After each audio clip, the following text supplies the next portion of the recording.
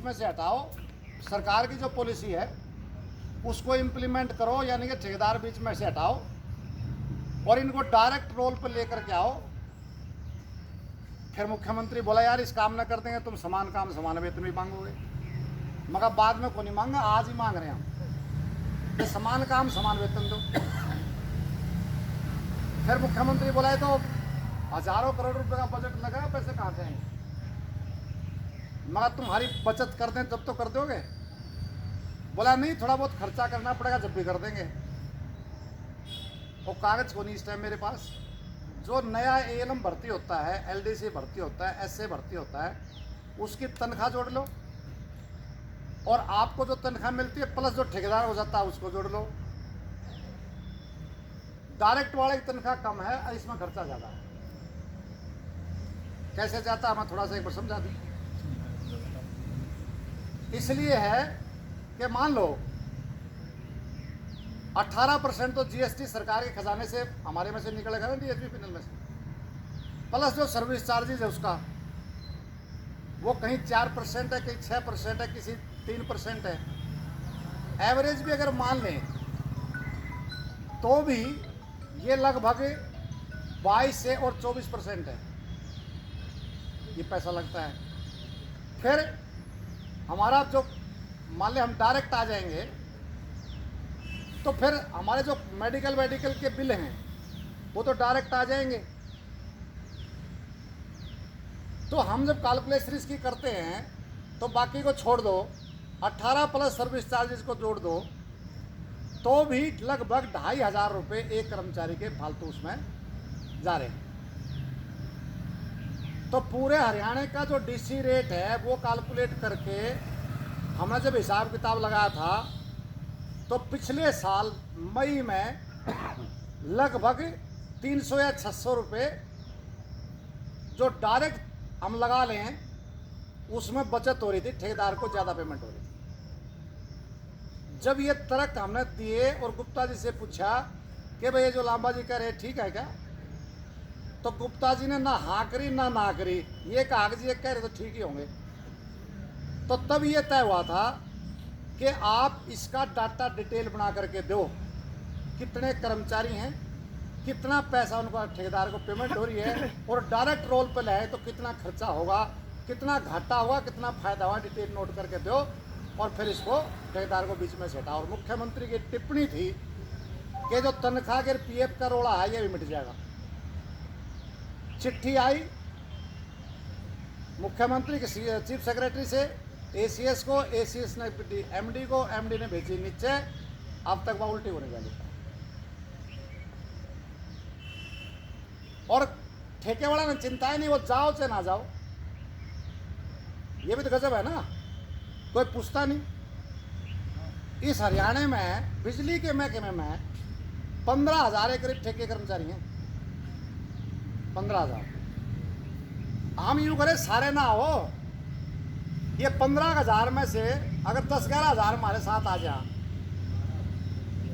ले, वे आपके सामने के 1,000 हमारे, ये 15,000 में से 11,000 12,000 हमारे साथ आ जाओ, ठेकेदार बीच में से हटा देंगे, डायरेक्ट रोल पर लेकर जाएंगे। ये बैठा हमारा नेताजी, तुम तो घने बड़े बड़े फन्ने कहाँ हो, ये तो सफाई वाले बेचारे। हमने तय करा था कि नगर निगम पालिका परिषद में ठेकेदार नहीं रहने देंगे। 18 दिन लड़े, तनख्वाह कटी, मुकदमे बने, लाठीचार्ज हुआ, ठेकेदार तो को नहीं रहा, डायरेक्ट रोल पे ये बैठे। अब थारे बात जस्ती क्यों नहीं की हो जाएगी। और इनसे ज्यादा महत्वपूर्ण काम हमारा है, आप ठेके वालों की ताकत को क्यों नहीं पहचानते। चाहे एलडीसी है, चाहे एसए है, चाहे एएलएम है, चाहे डाटा एंट्री ऑपरेटर है। मैं रेगुलर कर्मचारियों को अपमानित करने के लिए बात नहीं कर रही। ये सारे कच्चे कर्मचारी बाहर बैठ जाओ, हम पक्के, मैं भी महकमे में लाग रहा हूँ, चला कर दिखा दो। मैंने चला कर दिखाओ ना, मतलब सारी स्टेटमेंट कंप्यूटर में है, डाटा एंट्री ऑपरेटर बाहर आ जाए, आप सर करके दिखाओ कुछ, या और करके दिखाओ कुछ। जो हमारे कॉन्ट्रैक्ट पे हैं मोस्टली ये कंप्लेंट कार्य काम तो वही करे ना। भाई रेगुलर तो एज फैक्टर हो गया, 50 तो ऊपर जाकर तो बच्चे ना जाके अनुभव दे सकते हैं। मतलब सारा इतने की पोस्टों पर हैं, महत्वपूर्ण काम कर रहे हैं, और फिर भी थारते इतनी बात तो कहनी चाहिए इन्हें, कल ना ये ड्यूटी भाई बता क्या करते हो तुम, कुछ कर सको क्या? अगर यूनियन ना हो तो यूं भी कहने वाले नहीं को नहीं तुमने क्यों काट दिया, इतनी नौकरी तो थारी, इतना कहना कल ना ये बस। क्या तुम नहीं चाहते क्या कि हमारी नौकरी ऐसी हो? सुप्रीम कोर्ट का डिसीजन आ गया, चलो भाई पक्के ना करो।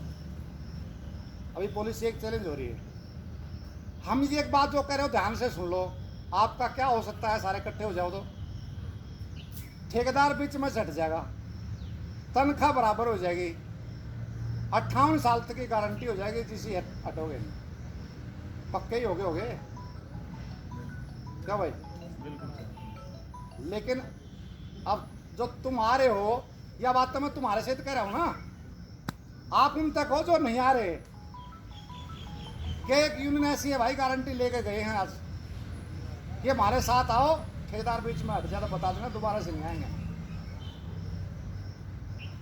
अब जब जो उन यूनियन वालों के पास हैं, अगर वो न्यू बता दें कि पीएफ क्या परसेंट करता है, ईएसआई कितने परसेंट करती है, कोई मानस मर जाए ठेके वाला, उसने के मिला है, नौकरी तुम्हें छोड़ जाए,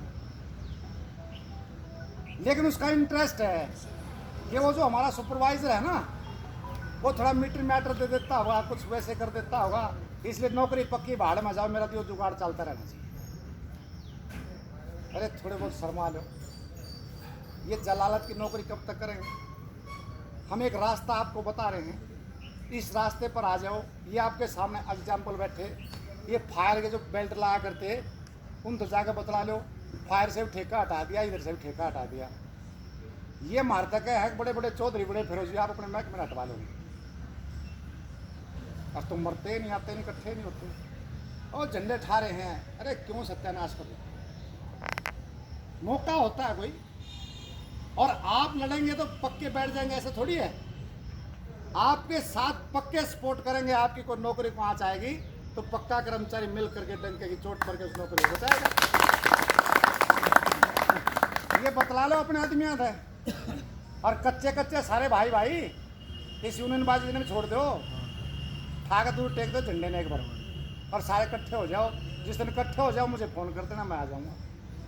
नारनौल में भी ये बात कहा हूँ मैं, और सारे प्रदेश में जाकर क्या बात कहेंगे कि सारे प्रदेश के इकट्ठे हो जाओ, यूनियन वालों की पुंजड़ सीधी हो जाएगी, हमारी भी और किसी की, सारे इकट्ठे होकर के जिस दिन इस काम पर लग जाएगी। क्या कहें? दूसरी बात, ये कुछ कर्मचारी नए लगे होंगे, एनपीएस वाला है कोई यहाँ? नहीं सही, सारा ही है, थोड़ी हो रहा है तो। अब ये एनपीएस का 28 अप्रैल को हमने मामला उठाया, चीफ मिनिस्टर ये कहने लगा हमारे से कि प्रधान जी तनख्वाह को नहीं मिला, 5,000 करोड़ रुपए लोन लेना पड़ेगा जब तनख्वाह दूंगा। आप विरोध तो कर रहे हो कि डीए बंद क्यों कर दिया, एलटीसी बंद कर दी, आप न्यू बताओ और क्या बंद करना है। मगर मीटिंग इसी खातिर बुला रखी, बोला इसी खातिर बुलाया। 27 तारीख को डीए बंद हो गया था अप्रैल को, और एलटीसी बंद हो गई थी, जीपीएफ की सारी निकासी बंद कर दी थी, रिटायरमेंट के जो रिटायर होगा उसका कोई पैसा नहीं देना, ये आर्डर जारी हो गए थे। ठीक है, हमने कहा जब कल सत्यानाश कर दिया था, आज क्यों बुलाया जी हमें? या तो पहले बुलाते बाद में घोषणा करते। मुख्यमंत्री बोला जो बंद कर दिया, नहीं बताओ और क्या बंद करना है, इसलिए मीटिंग बुलाई। घने मतलब नेता बने हैं, एक नहीं बोलता उड़े। हमने ये कहा कि 1 इंच भी अगर आगे बढ़ गए ना तो कोरोना से तो बाद में लड़ेंगे, पहले तुम्हारे से लड़ेंगे। और अगर आपको ध्यान हो, ये बैठे हैं, जीपीएफ से निकासी की चिट्ठी जारी हुई कि नहीं हुई? रिटायरमेंट के बेनिफिट रोक रखे थे, चिट्ठी जारी हुई कि नहीं हुई? सरकार 1 इंच आगे नहीं बढ़ी ना। जब मुख्यमंत्री ने कहा ना कि आप बताओ पैसे कहाँ से आएंगे, मैं बता दे दूंगा, जोर पड़ेगा सरकार पर। बोला ना इस कोरोना में कोई जोर नहीं पड़ रहा, मगर थारे पे जोर पड़ेगा तो हमारे पड़ रहा है ना। तो बोला आप बताओ, 2 मुद्दे रखे थे मैंने। एक तो रखा था कि इस एनपीएस को ख़त्म कर दो, ये एनपीएस वाले जानते हैं जो पैसा हमारा जमा है उस पैसे को सरकार यूज नहीं कर सकती। हमने कहा इस संकट में वो जो हजारों करोड़ रुपए जमा हो रहा है आप उस पैसे को जीपीएफ में ट्रांसफर करो, और हम पूरे प्रदेश के कर्मचारियों के रिप्रेजेंटेटिव होने के नाते आपको शपथ पत्र देते हैं कि 5 साल तक कोई पैसा नहीं निकालेंगे जीपीएफ में से। आप उस पैसे का इस्तेमाल करें। 1,40,00,000 कर्मचारी एनपीएस के हरियाणा में, उनका कैलकुलेशन करके हमने बताया था क्यों सत्यानाश करने लग रहे हो। 56 इंच का मोदी साहब दिखा रहे हैं, थोड़ा सा यहाँ दिखाओ ना 56 इंच का सीना। बीएफआरडीए एक्ट सेंट्रली पास है, आप यहाँ से प्रस्ताव पारित करो, मोदी साहब को भेजो। मैंने तो मस्का भी लगा के मोदी तो आपके खास है, मगर कहो भाई इसने खत्म करो, पूरे देश के करोड़ लोगों का फायदा कर दो, लोग पॉलिटिकल तौर से आपको बीजेपी के साथ होंगे, जय जयकार करेंगे। वो समझ तो रहा था कि मेरे को उकसा रहा है। हमने कहा उस पैसे को ट्रांसफर करो, तो मुख्यमंत्री बोला आपके पास कोई रोड प्लान है, यानी एग्जैक्ट कोई डाटा है। मगर हमारे दौर सही सारा है, तुम पढ़ लोगे क्या? उसने कहा आप ड्राफ्ट बना के दीजिए, हम आपके एनपीएस के बारे में बात करेंगे, ये आपने सुझाव अच्छा दिया, ये बोला उन्होंने, अप्रिशिएट किया। दूसरा हमने सुझाव दिया इस ठेकेदार दलाल ने बाहर निकाल दो। तुम कह रहे हो ना कि भ्रष्टाचार 0% भी बर्दाश्त नहीं करेंगे, मगर जब तक ठेकेदारी प्रथा रहेगी जब तक भ्रष्टाचार खत्म नहीं हो सकता। ये पैसा जो 22-25% जा रहा है ये बंद हो जाएगा और आपके पास पैसा आ जाएगा, उसको आप इस्तेमाल करो। दोनों बातें कहा था कि प्रोसीडिंग में है यह बात कि ये दोनों बातें जो सुझाव दिए हैं आप इस पर ड्राफ्ट हमें दो, इसको गंभीरता से विचार करेंगे। 3 मई को हमने ड्राफ्ट भेज दिया उसके पास, भाई एनपीएस वाले सुन लो, और सारी डिटेल है, और उसमें डीएच और यूएच के आंकड़े कोट करके पूरे प्रदेश को हमने कोट किया है, और सरकार को करोड़ों का फायदा हो रहा है, और आपकी देनदारियां जल्दी नहीं आएंगी, रिटायरमेंट अभी टाइम है। उसको कैलकुलेट करके भेज दिया, अब ऊपर से चिट्ठी विभागों में सर्कुलेट कर दिया हमारा ड्राफ्ट कि इस पर अपने कमेंट्स दो। डीएच में भी आ रहा है, एसीएस ने भेजा है। अब वो यहाँ से बताएंगे कि ये जो ड्राफ्ट ये सरपंच जयसिंह जो बोल रहा है, अगर इसको इम्प्लीमेंट करते हैं तो कितना नुकसान होगा, कितना फायदा होगा। हम करें बैटरी लेकर ढूंढ लो, जो हमने बात कर रखी है, एक पैसा इधर उधर नहीं हो। हमने तो आंकड़ा डीएच का ले रखा है। हेलो, तो अब सरकार को मालूम पड़ जाएगा कि अब वो जब बैक जाएगा और फिर उस पर फैसला करो ना, इधर से ठेका प्रथा हटाओ, आपको पैसे बचेंगे। अगर सरकार इस आर्थिक संकट में पैसा चाहती है तो 2 काम कर दो, पैसा आपको बच जाएगा। अब सरकार के पाले में गेंद है और इधर से हम लड़ाई अब इसको तेज कर रहे हैं। अब आप देखेंगे कि अब कोरोना को भी सत्यानाश हो रहा है देश का। अब लोग एक बात पूछे हैं कि भाई ये 24 तारीख को लॉकडाउन किया मार्च में, जब 5